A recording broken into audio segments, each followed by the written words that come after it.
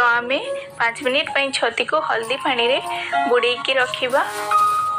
आम जा मसला आड़ को मुझे 2टी बड़ बड़ पियाज को काटी नहीं।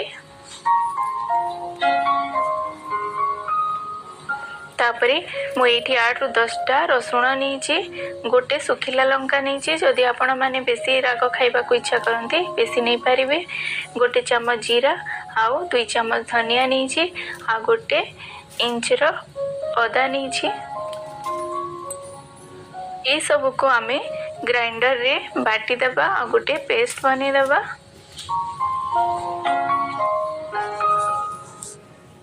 देखो मुझे सब जिनस को बाटी देछि।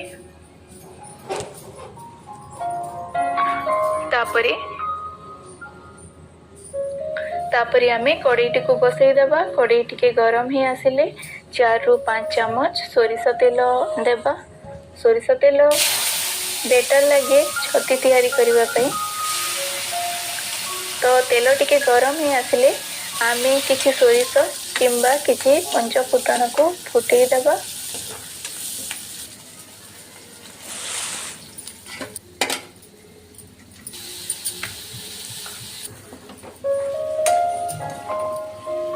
आमर फुटनटा फुटी सारी मुझे गोटे पियाज को काटी नहीं।